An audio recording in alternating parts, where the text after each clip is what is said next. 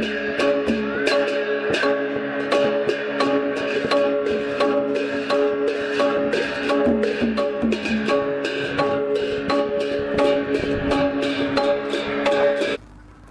าสงคะความผาย24ข้อความผาย24ข้อเก็บออกมาในผืนทำตาราเป็นความสอนให้ผายนะให้ตั้งหูผายค่ะเนาะจำถ่อมด้วยความผาย24ข้อนะครับข้อที่1อย่ากึดตั้งยังอ่านนะครับข้อที่1เนี่ยอย่าไปกึดตั้งยังอ่านพอเฮาได้เฮ็ดสังในก็เฮ็ดเตะคัดเจอเสือแห้งเฮ็ดกว่าเตะอันเฮายังอ่านไว้เฮาตื่นแต่ไรอ่องมันนะครับเพราะว่าเป็นก้นอันร่วมลงเนี่ยก็ป้อนร่วมแหวอ่ำลูกเนี่ยอันนั้นแต่ก้านเป็นเขาพอเขาล่มเขาก็ขึ้นลุกขึ้นสืบไปกว่าแทงก็เพราะฉะนั้นข้อที่1ในว่าอย่าไปกึดตั้งยังอ่านนะครับสืบกว่าเขาถึงที่ยังหมายเขายังอ่านสั่งก็อย่าไปกึดอย่าไปลืออย่าไปถอยอย่าไปหนหลังสืบไปกว่าตั้งหน้ากว่าเขาถึงที่ยังอ่านเขานะครับข้อที่1ข้อที่2นิ้วมือเฮาคาอ่ำเป้งกันนิ้วมือเฮาอ่ำเป้งกันตั้ง5นิ้วก้อยกะมีตีเจ้าหังเผอหังมันกูนิ้วเหมือนกันค่ะนิ้วมือ5นิ้วอ่ำเป้งกันอันนี้มันเป็นสภาวะเกิดมาจอมค่ะก้นเฮาในเมืองก้นนี่นำกัดมันอ่ำเป้งกันเสกก็ก้อยกะมีกูก็ค่ะนำกัดเผอนำกัดมันเหมือนหนังนิ้วมือ5นิ้วค่ะนิ้วมือ5นิ้วอ่ำเป้งกันเสตาก็มีตีเจ้าตั้ง5นิ้วเหมือนกันค่ะก็เพราะฉะนั้นก้นเฮาเกิดมาในเมืองก้นหน้าตาก็อ่ำเหมือนกันตั้งหูก็อ่ำเหมือนกันน้ำใจก็เต็มเหมือนกันก็เพราะฉะนั้นแหละมันเหมือนหนังนิ้วมือเฮา5นิ้วนั่นค่ะพอเฮาคาป่องเจอสภาวะตาลาเกิดมานิ้วมือ5นิ้วเกิดมาเร็วกันต่อยังอ่ำเป้งกันเพราะจังนั้นก้นเฮาขาดในเมืองก้นในก็หนึ่งและก็หนึ่งก็มันอ่ำเหมือนกันว่านั่นโดยเอานิ้วมือเฮา5นิ้วในก็ป่องเจอได้อยู่ค่ะข้อที่3ไผก็เคยมีเงินกูก็ย้อนว่าเงินคำพอมีเงินคำแต่มีโคของอันนี้เป็นตังมงมองก้นเฮาขาข้อที่4ก้นตึกซึกย้อนโกตายเป็นลองธรรมดาก้อยโกตายกูก็ขยาวก้อยกะการตึกซึกตึกแค่ถืออะไรเป้เปิ้นตึกแค่ถือให้ตัวเขาอย่าไปตายไล่ตึกเฮ็ดซึ่งหือให้ตึกเหี่ยวเป้เปิ้นอันว่านั้นโหลได้คัดใจหาไล่เป้มันขาโหลได้มีปัญญาโหลได้มีสติวิริยะโหลได้มีตั้งคัดเจอหาสายแรงปัญญามาจอยเข้าปังตึกก็อ่ำตายค่ะเตได้เป้เปิ้นข้อที่5ทุ่งจามในเมืองก้นในเหมือนน้ำก้อยค่ะทุ่งจามในเมืองก้นก็แหลกลายกะเหมือนน้ำนั่นค่ะน้ำในไหลอยู่ตาเสแหลกลายอยู่ตาเสสภาวะเพ่งผ้าก็แหลกลายอยู่ตาเสกว่าจอมกับมันน้ำและทุ่งจามในเหมือนกันค่ะข้อที่6ก้นเฮ็ดการนำปอไรฮับอันตอบเต้นไรฮับจึงหือก็มีตังเป่งปอเจออยู่ค่ะก็เปว่าเฮ็ดการนำปอไรฮับข้อตอบเต้นไรฮับเมียวเหลอไรฮับเจอเหลอไรฮับลองเหลอก็เป่งปอเจออยู่ค่ะข้อที่7ก้นโกรับซึ่งอำโลโกค่ะรับซึ่งนั่นตีปันสายแรงย้อนมีรับซึ่งพอรับซึ่งหายสายแรงตีมาค่ะ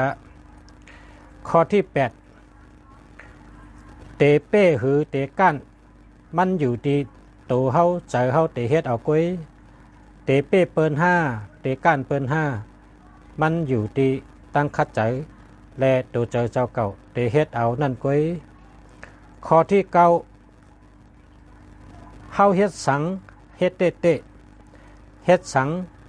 เฮ็ดถึงตีไล่นากีตาหวานในคาออข้อที่10ลมโทมาแห้งหนานั่นตนไม่หลงอันแก่นแข็งก้อยเตหักย้อนลมโทแห้งโกนเฮาในก็เหมือนหนังนั้นคะป้ออ่ำหู้ตีสูงตีเต็มป้ออ่ำหู้ตีลึกตีตื่นป้ออ่ำหู้ตีเลยหลูเวป้อไหนก็เตไลฮักกะเปิ้นดังต้นไม่หลงนั่นขะเย้าลมหลงในมันอ่ำต้อนพัดยือล่มเฉปอกค้าก็เปว่ายือในลมปัดตั้งไหนเกินกว่าตั้งนั้นโกนเฮาคาก็ป้อหมอโอนอ่อนน้อมทอมโตเย็นเงเซอเย็นเงชบเย็นเงแหลกลายจอมเงาลายจึงลมแห้งปัดมาก็อ่ำลมไรขาก้นเต็กเต็งก็อ่ำจมไรขาข้อที่11การเฮ็ดลองเฮ็ดกันอันไรก็เย้าลำลองหรือกามจัตตะก้นเฮาคาออความถูกต้องลองหมานแม่นอันจอมตะลานั่นลำลองหรือซื่อเสียงก้นเฮาคาออข้อที่12โกนก้านโกนชุมหันปัญหาปอก้านมาปอชุมมาเนวะย้อนนั่นย้อนนั่นย้อนนั่นย้อนจังนั้นย้อนจังนั้นกวยหูเนปัญหากวยโกนอ่องเป้หันโอกาสโกนอ่องเป้หันตื้อตังโกนอ่องเป้หันตื้อตังและสายแรงในคาออโกนอ่องเป้อ่ำต้วยปัญหาเข้าต้วยโอกาสและต้วยสายแรงตั้งนาคาข้อที่13อย่าไปมั่นใจป้นเฮ็ดสังเกาะอย่าไปมั่นใจป้นป้อมั่นใจป้นเตเป็นก้นลืมโตป้อลืมโตเปิ้นว่ากัดน้ำตายย้อนน้ำกัดไผตายย้อนไผหมองูตายย้อนงูเปิ้นว่านั้นค่ะอ๋อย้อนนั้นแหละเฮ็ดสังเกาะอย่าไว้ใจมันป้นหน้าแผวให้มีสติวิริยะตาเสจังก้อยถูกแม่นค่ะข้อที่14ผู้ฮู้จักยานสู่ลีตื่นอ่ำมีวันก้านเปิ้นก้นอันฮู้จักยานสู่ลีตื่นอ่ำมีวันก้านยานสู่ค่ะก้นอันมีสติวิริยะก้นอันฮู้จักยานสู่นั่นเป็นยานสู่ในป้ออ่ำลืมโตจึงอ่ำมีวันก้านยานสู่ค่ะข้อที่15เฮาหมอปล่อยวางก้นเฮาค่ะป้อมีลองกิดคองคำใจลองเลยก็เย้าสังเก็บไว้ในใจก็เตนักตึกกึกเหมือนเอามาหินใส่ท้องนั่นค่ะเย้าข้อที่15ปล่อยวางข้อที่15ในปล่อยวางก้นเฮาค่ะในป้อหมอปล่อยวางลองเลยก็อย่าไปเก็บไว้ในใจสั่งว่ามีปัญหาปริศนามาเฮาปล่อยวางเสียอย่าไปเก็บไว้ในใจพอเฮาเก็บปัญหาเฉยไว้ในใจจึงเหมือนเฮาเอามาหินเฉยทงเฉยท้องให้ป้าไว้นั่นขะเย้ามันเตนักอยู่ตาเสย้อนเปิดจังนั้นแลมีลองสั่งก็เย้าเฮาหมอปล่อยวางมันเฉละสั่งก็เย้าเฮาเตอำนักโตอำนักใจค่ะเฮาหมอปล่อยวางควังดอดปันเสกรรมค่ะข้อที่16ฮัดป้นก็ตายโกป้นก็ตายในคาออลองสังก็เย้าพระเป็นเจ้าสอนว่าให้กว่าเส้นตั้งปานกลางเหมือนหนังคุณชิกยามาเล็ดติ่งเน ติ่งได้มี5 สายโปรโมเลตถึงเสียงมันออกเลยนำแหนนเพอเลยต่อยก็รีทอมอิ่มเบอร์ไรค่ะปานก้นเฮาคาก็เหมือนนั้นสังฮัดป้นนาก็จังตายสังโกป้นนาก็จังล่มชุมก็เปิดจังนั้นแหละเสียงติ่งในก็ย่านนาก็รีทอมก็เข่งนาก็สายมันขัดเพิ่กว่าเส้นตั้งปานกลางจังเตถูกแมนไหนคะข้อที่17กลเฮนลิก10 ตันเป็นกลหูลิกก้อยนำกัดเป้งกลเหล่เมือง10 เมืองขาตั้งหูในมีกุฏิตั้งหูมีกูเมืองตั้งหูมีหลากหลายเมียวกลเหล่เมืองไหลหันกูลองกูเมียวจังวะกลเหล่เมือง10 เมืองลักแหลมเลยกลเฮนลิก10 ตันในคะย้อนว่ากลเฮนลิก10 ตันนั้นหันเนเจอันแต้มไว้หลายกุยมีโตทบแลก้นอันเดเมือง10 เมืองนั่นเข้าวันห้องเมื่อป่องวันจันทร์กว่าวันตกเมื่อป่องวันออกปัญหากูลองเขาไล่หู้หันโตทบนำค่ะย้อนว่าจึงนั้นก้นเหล่เมือง10 เมืองลักแหลมเลยก้นอ่องลิก10 ตันในค่ะข้อที่18แผ่นดินเกิดปันพ่อนดีอีสังเฮาอย่าไปรัดลาก็เปว่ากุ่งเกจู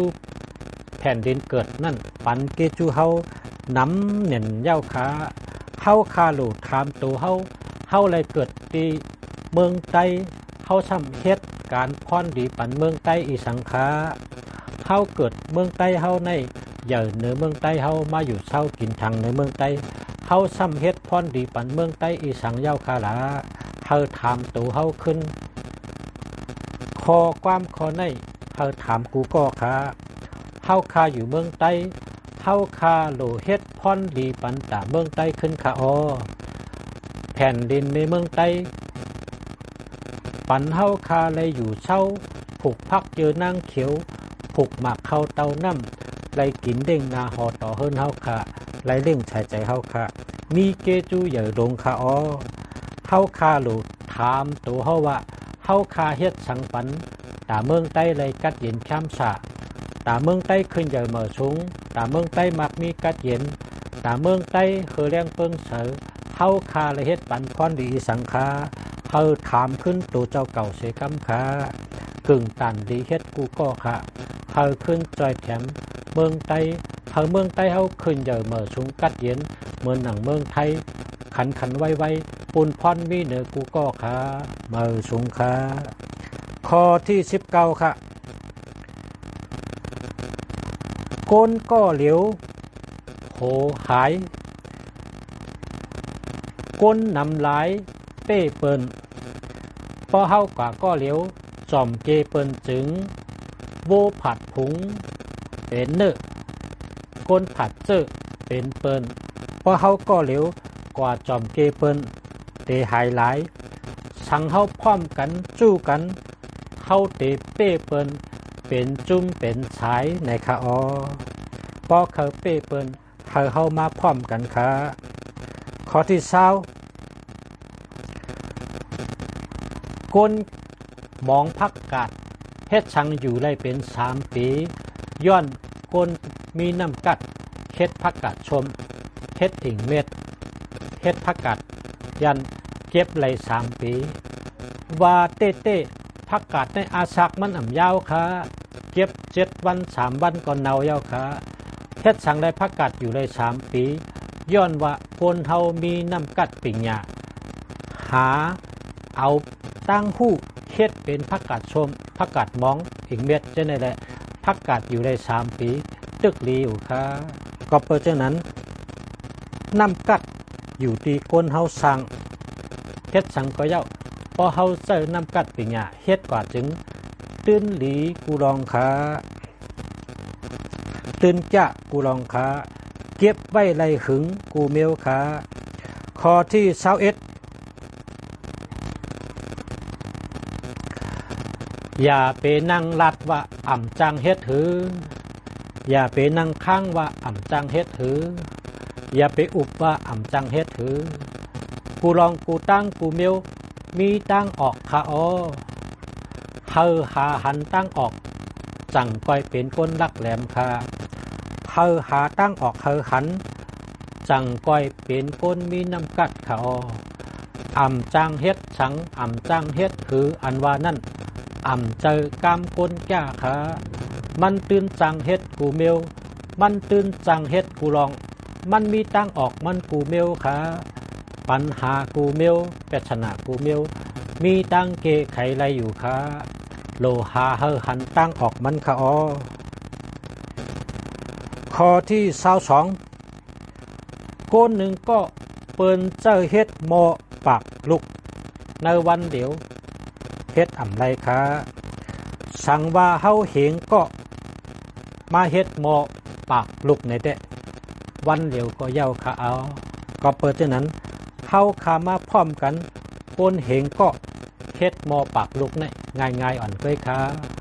สั่งว่าเปิ้นเจ้าเฮาก้นก็เหลียวเฮ็ดหมอปากลุกในวันเหลียวเดะอ่ำเย้าไรขาก็เปิดเท่านั้นพร้อมกันเป็นพรดีอันว่านั้นโดยเอาที่ในคาราช่างว่าชูเจ้าเฮาขามาพร้อมกันก้นเหงก็เฮ็ดหมอปากลุกในเดะวันเดียวก็เย้าง่ายๆค่ะอ๋อข้อที่23ว่นดีเตไลหันลองดีว่นดีตั้งดีเตมาจูหักเปิ้นก็เตหักเฮายองเปิ้นก็เตยองเฮาเมตตาเปิ้นก็เตเมตตาเฮาว่นลองดีเสอเปิ้นก็เตว่นลองดีเสอเฮาซึ่งไหนคะสั่งว่าว่นให้จึงเหมือนเอาไผ่เผานั่นค่ะอ๋อพอว่นให้เอาไผ่เผาตัวเก่าก็ไม่เผาเปิ้นก็ไม่พอเลยว่นให้ก็เหมือนไผ่ใหม่นั่นค่ะอ๋อข้อที่24เถงนี่ค่ะเถงเป้ใต้ก็ได้หายกว่าเถงเป้เมก็ได้อ่ำหักเขาเถงเป้ก้นมาซื้อโคก็ได้ห่างเขากะในเขาก็เปิดเช่นนั้นอย่าเถงเป้อย่าไปเอาลองเถงเป้เปิ้นเป็นอันนำเส้นตั้งภาวะจัดปานใช้กำเฮเงื่องเวลองเถงค่ะเถงก็หักก็จานเฮาเถงเมก็เจอเล็กเถงใต้ก็ยันเฮาเถงชลาเถงเจ้าขุนชลาและเจ้าขุนก็จางเนื้อเฮากว่าก็เพราะฉะนั้นลองเถงอย่าไปเถงค้าอ่ำปันพรดีเฮายิบเอาลองหมอหักกันหมอพร้อมกันหมอจอยกันหมอมนเมกันหาตั้งเฮอขึ้นใหญ่มาสูงเฮอเฮิงเปิงเสอมากมีดีเป็นกัดเย็นช้ำฉะเมืองหนังเมืองไทยกันขันไว้เฉกำขามือสูงขาพี่น้องเมืองไทยเขาค่ะเฮอขึ้นใหญ่มาสูงเมืองหนังไทยเฮอเมืองไทยเขาค่ะกัดเย็นเมืองหนังเมืองไทยเฮอเมืองไทยเขาค่ะขึ้นใหญ่มาสูงเมืองหนังเมืองไทยขันไว้เฉกำขาความผาย24ข้อในข้อมือสูงขาสังวาเกียรก็กดโอเมมือถูกใจปันนำเสกำขามือสูงขา